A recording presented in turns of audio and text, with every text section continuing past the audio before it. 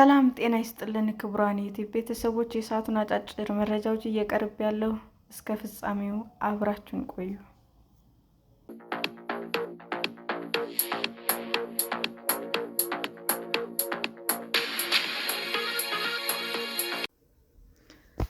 የወሲብ ወንጀለኛው ኤፕስቲን 13 ምስሎች ይፋ ከተደረጉ በኋላ መሰረዛቸው ጥያቄ አስነሳ።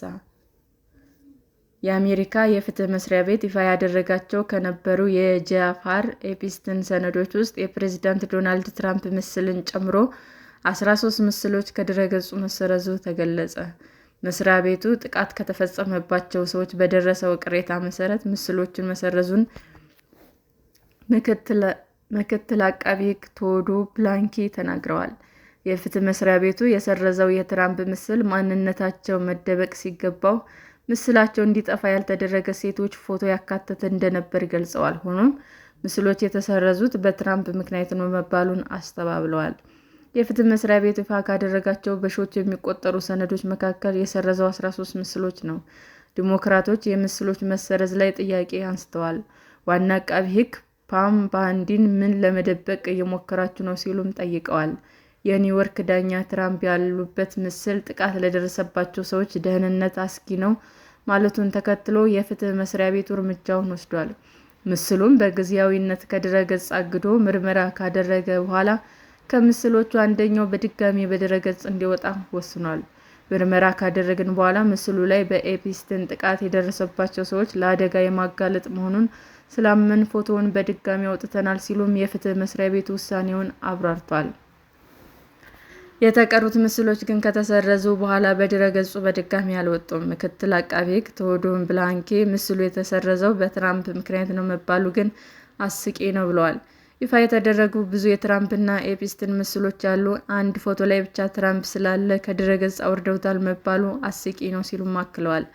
የኒውዮርክ ዳኛ ጥቃት የደረሰባቸው ሰዎች ደህንነት እንዲጠበቅ ማሳሰባቸውን ተከትሎ የተወሰደ እርምጃ እንደሆነም ጠቅሰዋል። ትራምፕ በፎቶ ላይ ከኤፕስቲን ጋር ቢታዩም ስህተት አለመፈጸማቸውን ገልጸዋል። በኤፕስቲን ጥቃት የደረሰባቸው ሰዎችም ትራምፕን አልከሰሱም። በእነዚህ ምስሎች ላይ መታየት ጥፋት መፈጸም የሚያመላክት አይደለም። የፍትህ መስሪያ ቤቱ ሕጉ በያዘው መሰረት ሁሉንም ሰነዶች ይፋ ባለማድረጉ እየተወቀሰ ነው።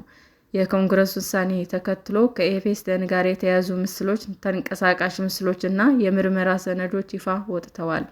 ሰነዶቹ ይፋ እንዲደረጉ ጫና ያደረጉት የኮንግረስ አባላት ቶማስ ማሲ እንዳሉት የትራምፕ አስተዳደር ጥቃት ለደረሰባቸው ሰዎች ፍትህ ለማስፈን ዳተኛ ሆኗል።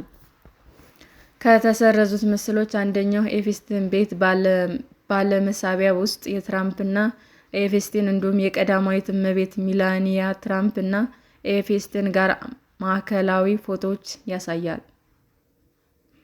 አንድም የማሳጅ አልጋ ያለበት ክፍል ውስጥ ግድግዳ ላይ የተለጠፉ የሴቶች እርቃን ምስሎች ይታያሉ። የሴቶች ደህንነት ለመጠበቅ ሲባል ምስላቸው እንዲደበዝዝም ተደርጓል። የአሜሪካ መንግስት ሰነዶችን ይፋ ያደረገበት መንገድ ላይ ብዙ ጥያቄዎች እየተነሱ ባለበት ወቅት የፍትህ መስሪያ ቤቱ ይፋ አድርጓቸው የነበሩ ምስሎች ከድረ-ገጹ ማውረዱ ነገሮችን አባብሷል። የፍትህ መስሪያ ቤት በበኩሉ የኮንግረስ ውሳኔ አክብሮ ሰነዶችን ይፋ እንደሚያደርግ አስታውቋል። ከጄፍሪ ጋር የተያያዙ በሺዎች የሚቆጠሩ ሰነዶች ይፋ የተደረጉበት መንገድ እንዳሰጋቸው ጥቃት የደረሰባቸው ሰዎችም ተናግረዋል። የሚወጡት ሰነዶች በከፊል ይዘታቸው የሚሸፈን ከሆነ ለሴራ ትንታኔ እንደሚደረግ የሕግ ባለሙያዎች አስጠንቅቀዋል።